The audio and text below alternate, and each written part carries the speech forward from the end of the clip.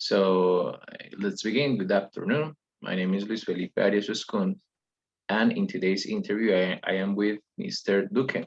Okay, he's a teacher at one of the most famous institutions here in Medellin. Well, before running this interview, I would like Mr. Duque just to let us know a little bit about his background, or in this case, his experience as a teacher so far in that institution. So welcome, John. Thanks, Felipe.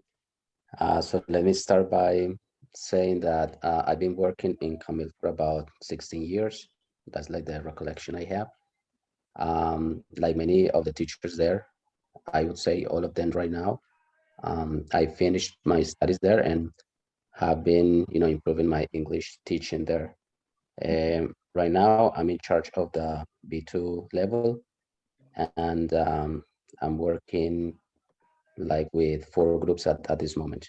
I began studying languages at the University of Antioquia, but I quit. Well, right now that is something that I'm reconsidering. I don't know if I'm going to go back Hmm. to college.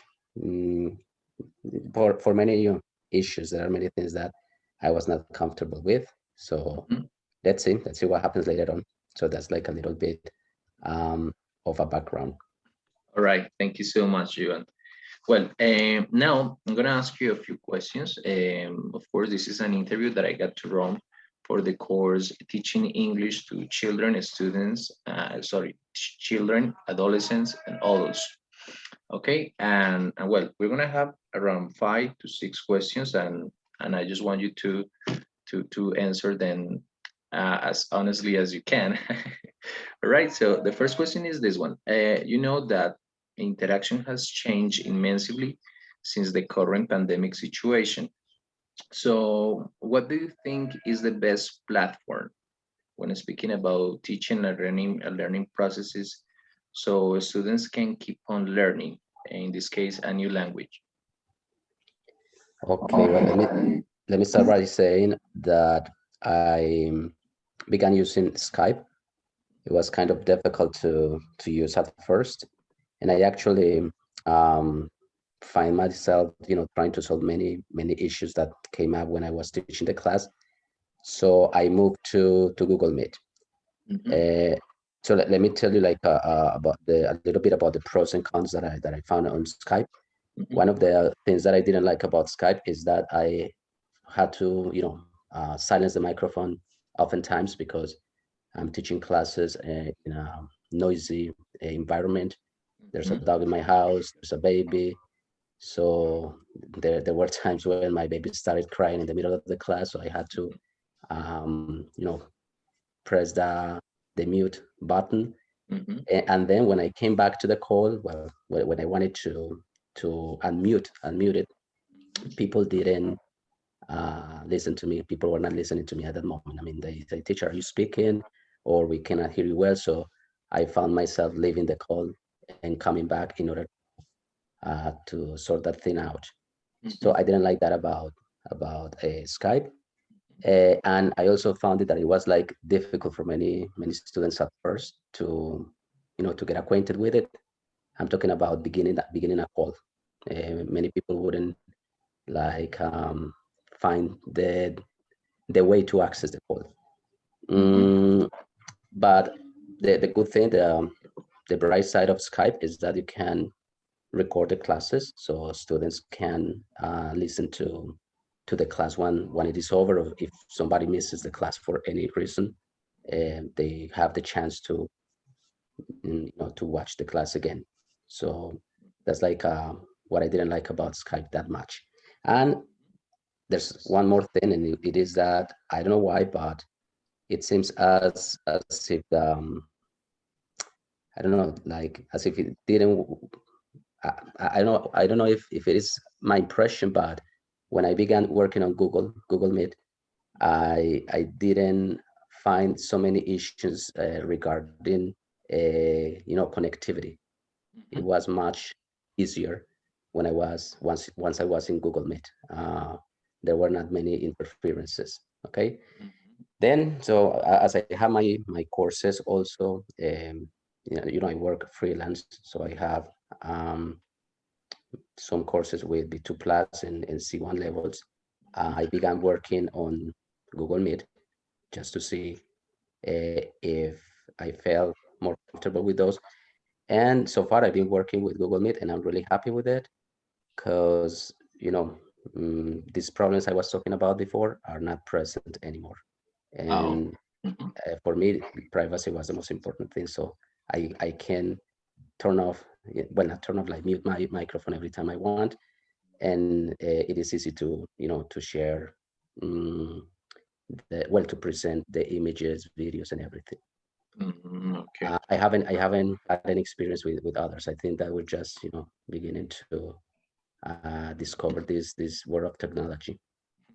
Exactly, because yes, no, nobody was expecting this situation to happen. So of course, I think that took us all of us by surprise. But well, Yeah, that's right. okay, thank you so much, Johan, for answering that question. It was pretty complete indeed. I'm going to move on, and I want to ask you another question. In this case, since you're running classes virtually, what materials do you use to keep students' interests and motivations high? Well, this is a personal opinion, and I think that, and that was a mistake I made, and that's one of the things that I criticize so much about college, Hmm. and it is that they focus so much on the process of a class, how to begin it, how to end it, and I actually plan classes that way. But then, as time went by, I said that many of those things that I was taught, not only at college but also by exams like the TKT, I came to discover that you don't need to be writing everything you're going to be doing in class, because experience can give you that information. So I found, well, this is like an introduction, I guess, to say that I feel really, really comfortable working with textbooks. I love textbooks because there's a bunch of experts behind those that material. People that have a lot of experience, are very knowledgeable on the topics, know students have studied a lot. So what I do is that I modified whatever they offer, um, in a way that I can adapt it to my students' needs. So you find, for example, in my classes, how I teach one topic, taking material from the different textbooks. I also like to work a lot on the news. So in class, because we're teaching a B2 level, we listen to CNN, VOA, and we read the news. So I think that area, right, is very important for students to have.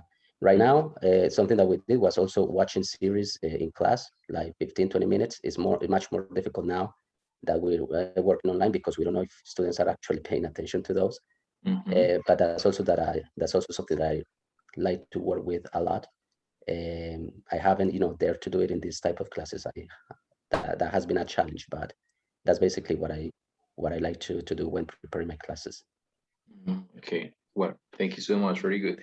Well, and in fact, the last thing, the last aspect you brought up, in this case, served as an introduction for my next question. In this case, is what are some important differences regarding virtual classrooms and face-to-face environments? For example, you have already mentioned one, the one that you cannot, of course, know either whether students are paying attention or not. Yeah, like getting your students engaged Mhm. is much more difficult in this setting that we have to be working with right now. Sometimes you feel like as if you were talking to a wall.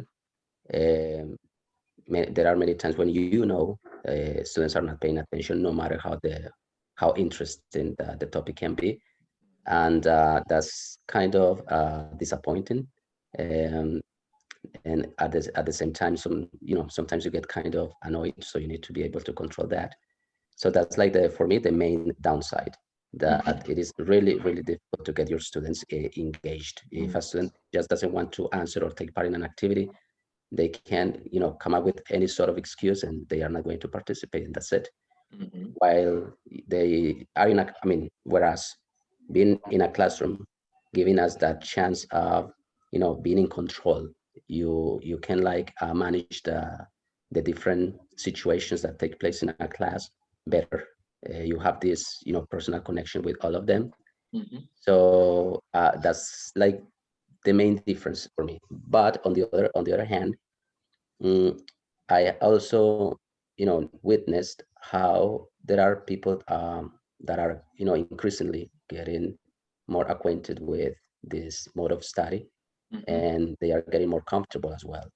Um, there are, I have students who are taking a course from 8:30 to 10:30 p.m. And to me today, that's, unbelievable that you can stay so late at night studying English.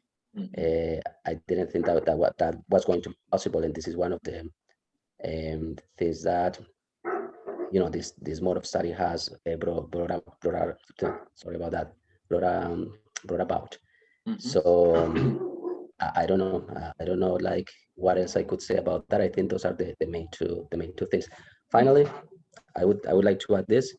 Mm, it is easier to have interaction with people when they are really interested in the language, mhm, because you can have like many different types of communications by conversation clubs. People join at different times throughout the day, so that gives them this chance to be more in contact with the language, and mhm. they don't have any excuses like to miss classes because there is no issue with transportation, with the weather. So that's like the thing that I wanted to add. All right. All right. Thank you so much. Well, and for example, in this case, what is the way you monitor students, just to guarantee they can achieve the different learning goals successfully along the course?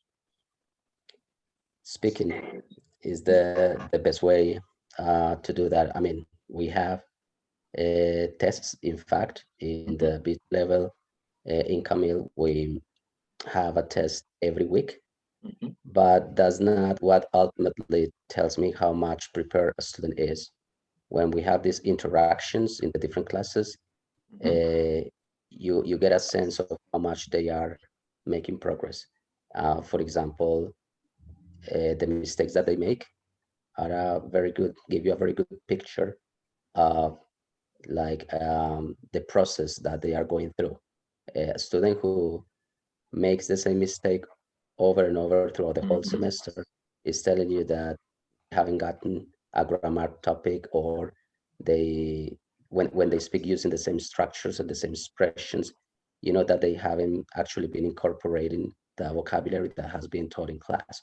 So while it is true that assessing, like, the formal assessing can give you some insight as to what their level is and how much they are progressing in their process, for me, the communication I have with them and is really, really vital. And B2 makes it easy because the class is in English all the time. So that's like the best indicator for me. ah, okay. Well, very good. Well, and finally, in this case, what do you think of online classes when it comes to speaking about students' accessibility? Well, I think I mentioned part of this at the beginning. Like Uh, many people, we complain a lot, and we say that there are many people who don't have access to the internet, but I beg to differ. I think that right now, um, a high percentage of Colombians, not being an expert in the topic, but that's like what I believe, mhm, uh, have access to the internet. And in that, order of ideas, I think that this type of education has made it easy for many people to access courses that they wouldn't otherwise have access to. Um, what we have to pay attention to is like the quality of the access they get. mhm, And I'm talking about problems with the signal, not having the the best computer to run some programs. Mhm. But especially what worries me the most is that all the interference that not only teachers but also students find whenever they are in class. So uh, I'm really happy like teaching online courses, but there's this thing that I am really sad about, and I'm really like helpless, and it's controlling noise around me. Mhm. Uh, I need to be alone in a room, and any noise just disturbs me, and I find myself fighting these distract. I mean, yeah, fighting these distractors all the time. So I would say that access, just to wrap things up, access has improved, Mhm. but we have to worry about the quality of the access that people have.